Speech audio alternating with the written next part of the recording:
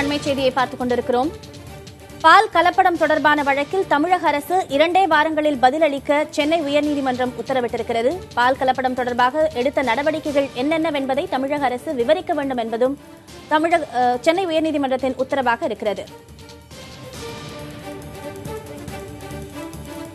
பால் கலப்படம் தொடர்பாக 2 வார காலத்திற்கு உள்ளாக தமிழக அரசு விளக்கம் கொடுக்க வேண்டும் என சென்னை உயர்நீதிமன்றம் உத்தரவு பிறப்பித்திருக்கிறது. அந்த விவகாரத்தில் இதுவரைக்கும் எடுக்கப்பட்டிருக்கிற நடவடிக்கைகள் குறித்து விளக்கமளிக்க வேண்டும் தமிழக அரசு என்றும் சென்னை உயர்நீதிமன்றம் உத்தரவு பிறப்பித்திருக்கிறது. பால் கலப்படம் என்பது மிக முக்கியமான பிரச்சனை என்றும் நீதிமன்றம் கருத்து தெரிவித்திருக்கிறது.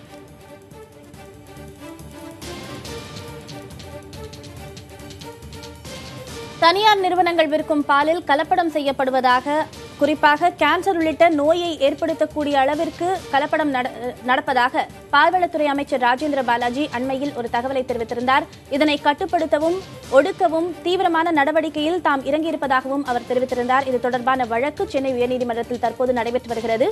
அந்த வழக்கில் தமிழக அரசின் தரப்பில் 2 வாரங்களுக்குள்ளாக பால் கலப்படம் தொடர்பாக இதுவரை என்னென்ன நடவடிக்கைகள் எடுக்கப்பட்டுள்ளன, கலப்பட விவகாரத்தில் என்ன கலப்படத்தை தடுக்க என்ன நடவடிக்கைகள் மேற்கொள்ளப்பட்டுள்ளன என்பதை விவரிக்க சென்னை உயர்நீதிமன்றம் உத்தரவு பிறப்பித்திருக்கிறது. இதுகுறித்த விரிவான தகவல்களை பதிவு செய்வதற்காக நமது செய்தியாளர் முகேஷ் இணைப்பில் இருக்கிறார். தகவல்களை கேட்டு பெறலாம். முகேஷ், சென்னை உயர்நீதிமன்றத்தின் உத்தரவு என்ன, அறிவுறுத்தல் என்ன, விரிவாக சொல்லுங்க. இந்த வழக்கு பாத்தீங்கன்னா தனியார் பால்ல கலப்படம் இருக்குது அப்படின்னு சொல்லிட்டு பால்வளத்துறை அமைச்சர் ராஜேந்திர பாலாஜி பேட்டி அளித்திருந்தார். இது தொடர்பாக தனியார் பால் நிறுவனங்கள் கலப்படம் எதுவுமில்லை என்று தங்களது குற்றச்சாட்டு நிரூபித்து வருகின்றன. ஒவ்வொருத்தவங்களா பேட்டி கொடுத்துருக்காங்க.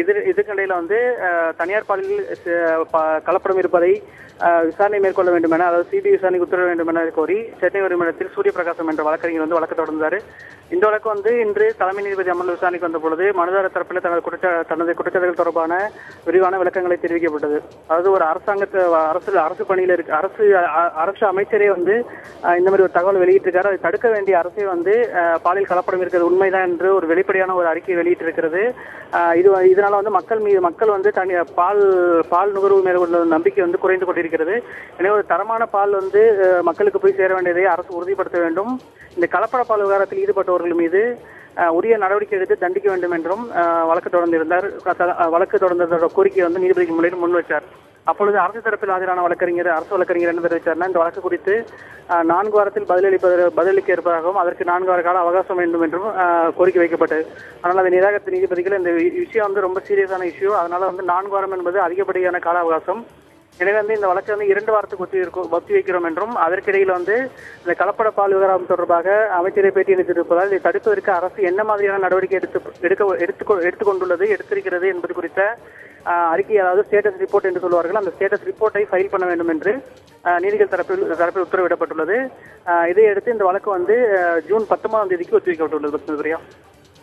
முகேஷ், மீண்டும் 19ஆம் தேதி இந்த வழக்கு விசாரணைக்கு வர இருக்கிறது. அந்த காலத்திற்குள்ளாக, இந்த 2 வார காலத்திற்குள்ளாக அனைத்து தனியார் நிறுவனங்களுடைய பால், ஆவின் உட்பட அரசு நிறுவனம் உட்பட அனைத்து தனியார் நிறுவன பாலின் பரிசோதனை அறிக்கையை அரசு தாக்கல் செய்ய வேண்டிய கட்டாயம் இருக்குமா? கார்த்திகன், இது அறிக்கை அந்த பால் சோதனை தொடர்பான அறிக்கை எதுவும் தாக்கல் செய்ய வேண்டியது தொடர்பாக எந்த உத்தரவும் பிறப்பிக்கல. இதை தடுப்பதற்கு என்ன நடவடிக்கை எடுக்கப்பட்டது மட்டும் தான் கேள்வி எழுப்பியிருக்காங்க. கடந்த முறை இந்த மனு தாக்கல் செய்திருக்கும் பொழுது நம்ம புதிய தலைமை அமைச்சர் அளித்த பதில் இன்னும் 10 நாளில் அறிக்கை வந்துவிடும் தெரிவித்தார். எனவே அந்த அறிக்கையின் விவகாரத்தையும் சேர்த்து தமிழக அரசு பதில் மனு தாக்கல் செய்வதற்கு வாய்ப்பு இருக்கிறது. கார்த்திகேயன்.